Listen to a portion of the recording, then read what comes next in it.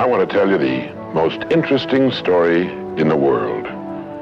Why a person becomes the person he becomes. Why a little boy or a little girl grows up to be the kind of person he or she becomes. Now, the estimates by the experts in this field are that most of us are using somewhere around 5% of our real potential. Some experts say as little as 1%. It means that we're only giving about 5% of ourselves to what we're doing, to our days, our work, our families, everyone we know, our entire environment. But it also means that we're only experiencing 5% of the fun, 5% of the joy, 5% of the rewards we could be knowing, or less.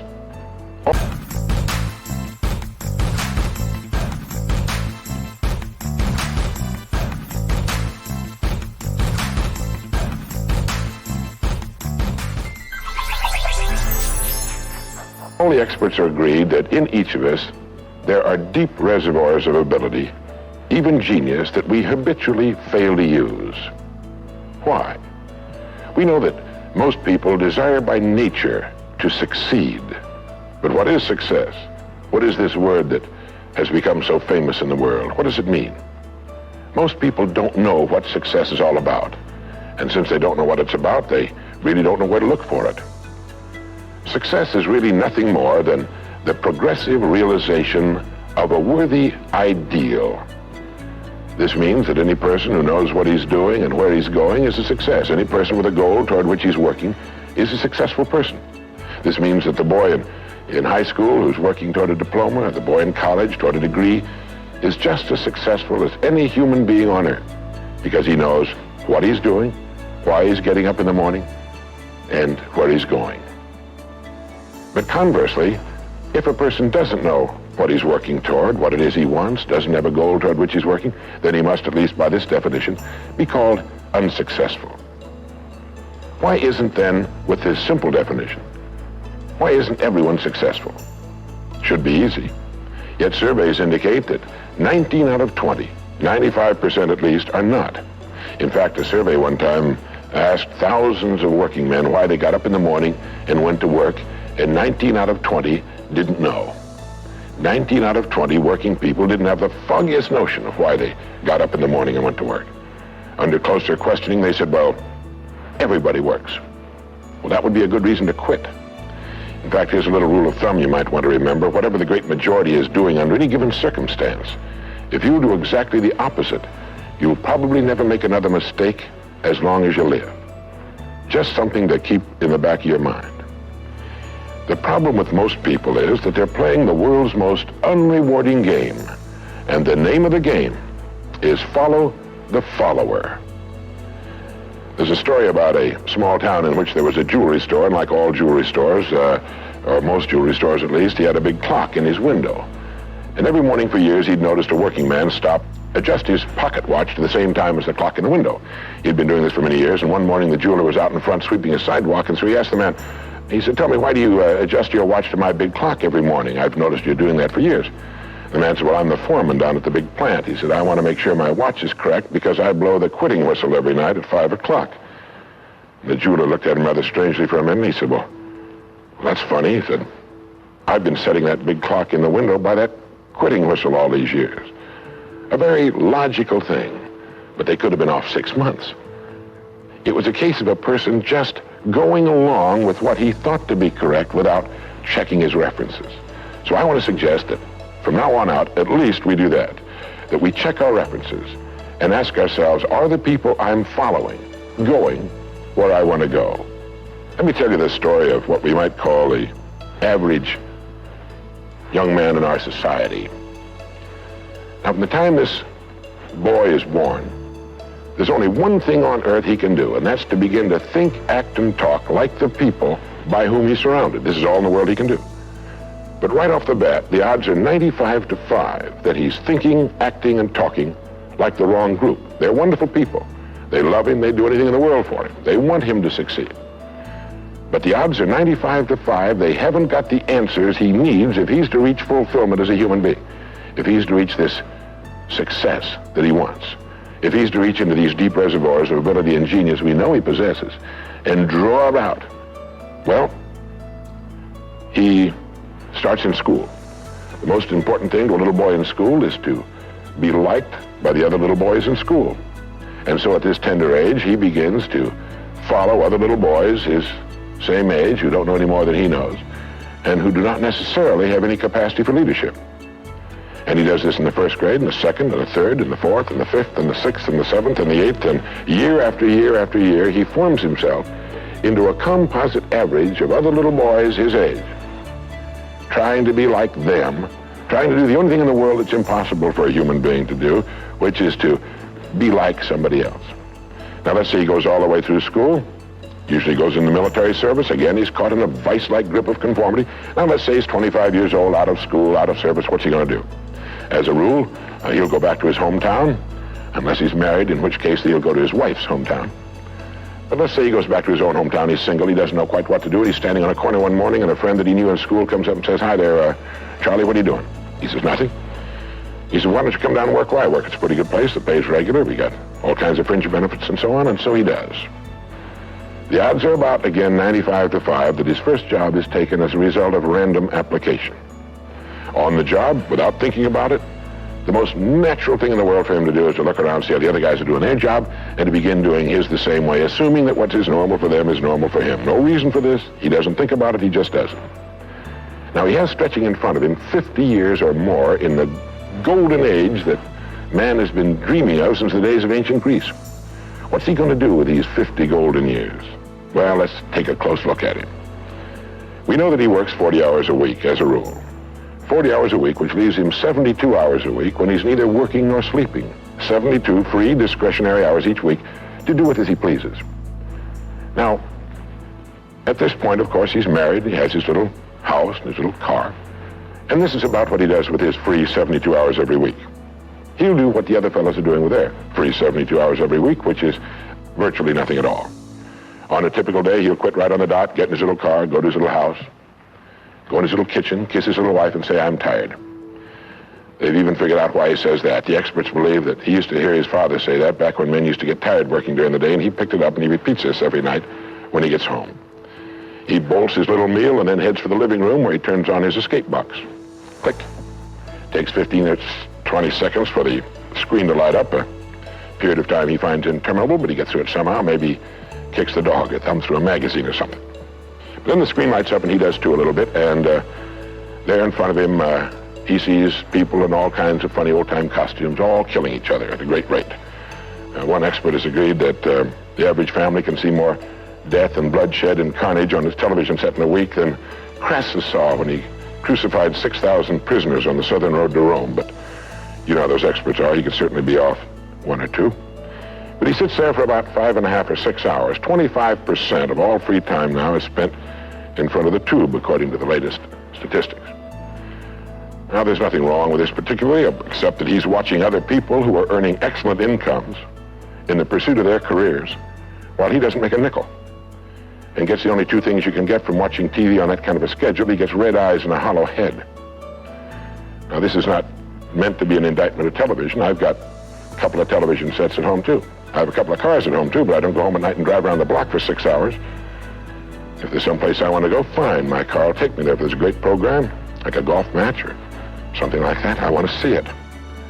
But he sits there for 6.5 hours until finally his wife, who's a little more practical than he is, taps him on the shoulder and she says, "Charlie, I think it's about time you went to bed. You've got to get up in the morning and go to work." And he's okay, and he shuts it off. He knows how to do that. He just shuts it off and goes to bed. Next morning he gets up and he does this all over again. He does this every day for 40 years. At the end of 40 years, he's retired, which always kind of catches him by surprise. No one's ever figured that one out either. And then he dies at 85 or 90, the way medical science is moving us along, out of sheer boredom. Well, what's the problem? Is there a tragedy here? Not really, if that's the way Charlie wants to spend his life, our mythical, hypothetical young man. If he wants to spend his life that way, that's his business. He lives in a free society, he can do anything with it he wants. But there's a terrible tragedy here if he's living that way because of the total lack of a decision. If he's living that way simply because he's still doing what he was doing in the first and second grade, and that's going along with the fellas up and down the block on the unspoken assumption that they know how to live, then there's a real tragedy there, because they've never known how to live. not in all the recorded history of mankind. He never finds out who he is. He never reaches into the deep depths of his abilities, his talents. He never learns that he can have just about anything he wants in the world, that he can call his own shots, tell his own fortune. And it's kind of a pity. Well, what's needed? Well, what's needed, I think, is a checklist, like an airplane pilot uses. I think that living successfully is as important as flying an airplane. And here are some of the things that I think should be on that checklist that could help this man live a more meaningful, more interesting, more exciting, more enjoyable life. The first thing that he ought to have on his checklist, in my opinion, is the word a goal. A man without a goal is like a ship without a rudder. He doesn't know where he's going. He then belongs to that 95% that is just living day by day, month after month, like a starfish or an amoeba. He needs to know where he's going. Back in the early days of navigation, sailors used to see a strange sight in the Antarctic. They'd see a giant iceberg towering high out of the sea, and it would be moving against the wind. The wind would be blowing this way. The great iceberg would be moving right into the teeth of the wind. And this, of course, frightened the sailors whose ships were powered by the wind, until it was discovered that, of course, only a fraction of the great berg was visible, and that its huge, ponderous roots were caught in the great currents of the ocean. And it was being borne purposely along its way, regardless of the winds and the tides on the surface. Well, this is what a man needs. He needs his roots deep in a great main stream of his own choosing, and then he'll move along his way, regardless of the winds on the surface of his life or short-term expediency, and he'll get to where he's going. A second word on our checklist might be the word attitude. It's been called the most important word in any language in the world, because it's our attitude toward our world, toward all the people in it, that will determine the world's attitude and all the people's attitude toward us. It's a simple thing. Most of us know it, but we tend to forget it. People will react to us according to our attitude. And our attitude is the greatest gift we can be given. You know, the little creatures of the world were given a wonderful gift by Mother Nature called protective coloring, in which they can blend into their background without being seen.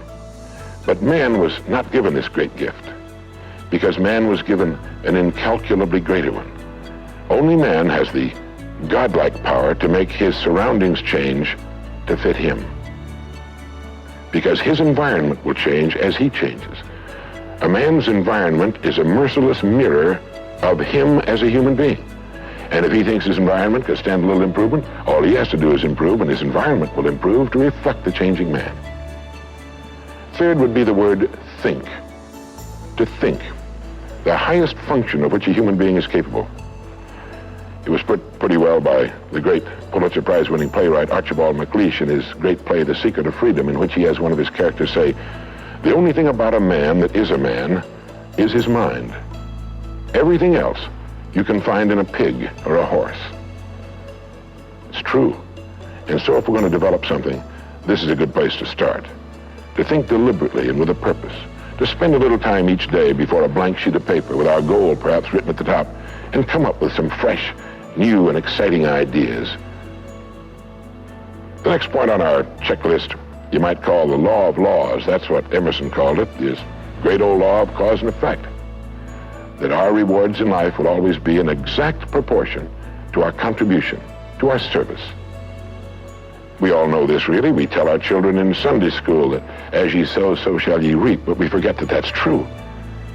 If a man is unhappy with his rewards, all in the world he's got to do is find ways of increasing his contribution, his service.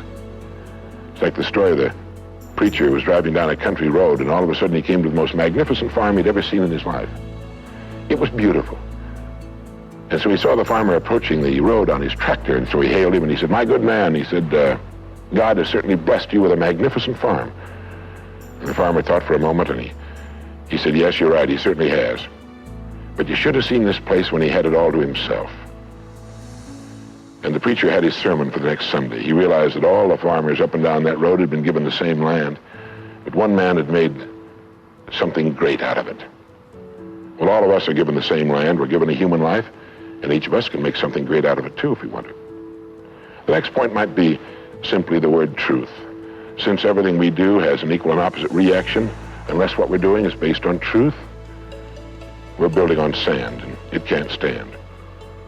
The next point would be R&D. Research and development. None of us would want to work for a company or invest our money in a company that didn't have a very viable research and development department. That is, pumping a good percentage of its profits back into research and development because its future depends on it. But so does a man's. And you might ask yourself, how much of your own take-home pay have you spent during the past year for materials calculated to make you smarter this year than you were a year before? Calculated to make you a little better, a little bigger as a human being, to perhaps love a little more and hate a little less and do a little better job than you did a year ago. How much money are you pumping back into yourself and your future? It's worth thinking about. And finally, the strangest secret. At the beginning, I said, what makes a child grow up into the human being he becomes? Well, this is the reason for that. Of course, he's the confluence of a genetic pool that goes back for thousands and thousands of years. His environment has an influence on him, of course. But what makes him become the person he becomes is that he becomes what he thinks about most of the time. It's as simple as that. We become what we think about most of the time. And that's the strangest secret. This is why thinking is so vital. This is why a goal is so important. Because we will become that. This is why people who set goals achieve them. The trouble with men is not in achieving their goals. They do that. It's in establishing them. Well, that's about it. I think it's good to remember that if we just go along with the crowd, we won't wind up with much more than the wish that we could do it all over again, and as far as we know, you can't. If we want to amount to anything as individuals, we need individual goals, individual thinking, individual actions. And we must never conform to the big group. We must love them, we must help them, we must serve them, because our whole success will depend on our ability to do these things. But never lose our own individuality and our identity by permitting ourselves to become submerged in what has historically proved itself to be little more than a suffocating sea of indirection and purposelessness. If we want to emulate someone, fine, but let's be choosy in whose steps we follow. It's the only life we've got. And remember to think. Imagination is everything, and we can become what we can imagine. If you find yourself getting depressed and down at the mouth, as we all get once in a while, you might want to remember this quotation by Dean Briggs. He said, do your work. Not just your work and no more, but a little more for the lavishing's sake. That little more which is worth all the rest. And if you suffer as you must, and if you doubt as you must, do your work. Put your heart into it, and the sky will clear. And then out of your very doubt and suffering will be born the supreme joy of life. Believe it or not, in an age when we've come to nearly deify leisure time, we've almost lost sight of the fact that virtually all our satisfactions, rewards will come not from our leisure, but from our work. And don't forget the strangest secret. We become what we think about.